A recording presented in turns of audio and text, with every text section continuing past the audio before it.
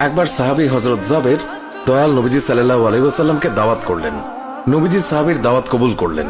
হযরত জাবের খুশিতে আত্মহারা হয়ে বাড়িতে চলে গেলেন।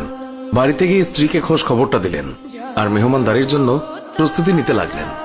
বড় ছেলে আব্দুল্লাহকে নিয়ে খাসি জবাই করে অন্য কাজে যখন হযরত জাবের ঘর থেকে বাইরে গেলেন, ইতিমধ্যেই হযরত জাবেরের ছোট ছেলে ঘুম থেকে উঠে খাসি তালাশ করতে লাগলো। বড় ভাই তাকে জানায় খাসিটিকে জবাই করা হয়েছে। ছোট ভাই বায়না ধরলো, খাসি কিভাবে জবাই করে আমাকে তা দেখাও।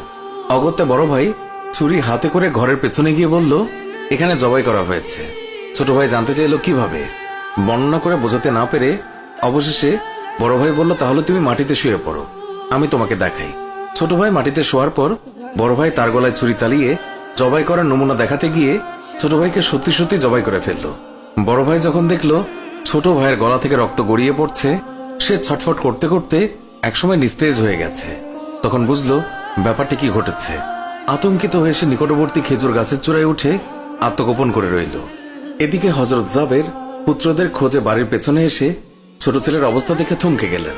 অতঃপর তাকে বুকে করে স্ত্রীর কাছে গিয়ে বললেন, তাড়াতাড়ি একটি কম্বল নিয়ে এসো, বাচ্চাটিকে শুইয়ে দিই।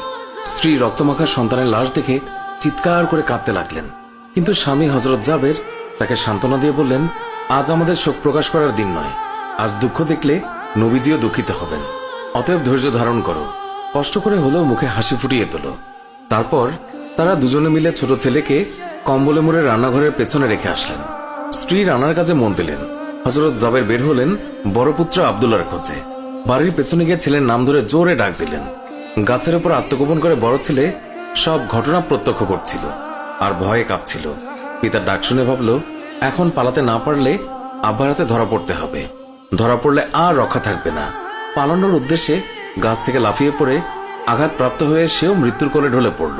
পিতা কাছে গিয়ে দেখেন আব্দুল্লাহর দেহে প্রাণের স্পন্দন নেই। বড় ছেলেকে কোলে তুলে তিনি বাড়ির ভেতরে আসলেন।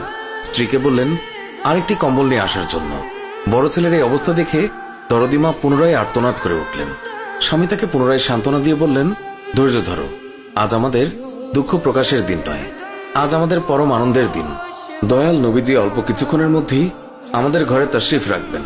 তারপর দুজনে মিলে বড় ছেলের লাশ ও কম্বলে মুড়ে ছোট ছেলের লাশের পাশে রাখলেন। স্বামী স্ত্রী তাদের চোখের পানি মুছে মুখে হাসি ফুটিয়ে তুললেন। হযরত জাবের বাড়ির সামনে দাঁড়িয়ে নবীজির আগমনের অপেক্ষা করতে লাগলেন। অল্পক্ষণের মধ্যে নবীজিকে উটের পিঠে করে আসতে দেখা গেল। হযরত জাবের আনন্দে আত্মহারা হয়ে দৌড়ে গিয়ে স্ত্রীকে নবীজির আগমনের সংবাদ দিলেন এবং পুনরায় তিনি দৌড়ে নবীজির সামনে চলে এলেন। নবীজির উটের কাছে গিয়ে তাকে বাড়ি পর্যন্ত এগিয়ে আনলেন। নবীজি জাবেরের ঘরের সামনে উট থামিয়ে তার ডান পা মুবারক মাটিতে রাখলেন, বাম পা মুবারক এখনো নামাতে বাকি। এই সময় জিবরাইল আলাইহিস সালাম আল্লাহর পক্ষ থেকে নির্দেশ নিয়ে তিনি উৎসাহিত হয়ে বললেন, ইয়া রাসূলুল্লাহ, আল্লাহ আপনাকে জাবেরের ছেলেদের সঙ্গে নিয়ে খানা খেতে বলেছেন। অতঃপর নবীজি সাল্লাল্লাহু আলাইহি ওয়াসাল্লাম সাহাবায়ে কেরামকে নিয়ে জাবেরের ঘরে তাশরিফ রাখলেন। তাদের সামনে হযরত জাবের দস্তরখানা বিছিয়ে দিলেন। তার স্ত্রী খাবার বেড়ে দিলেন আর তিনি সেগুলো এনে মেহমানদের সামনে হাজির করলেন। তারপর তিনি নবীজিকে আরজ করলেন, ইয়া রাসূলুল্লাহ, দয়া করে খানা শুরু করুন। নবীজি বললেন, হে জাবের, তোমার ছেলেরা কোথায়? তাদেরকে ডাকো।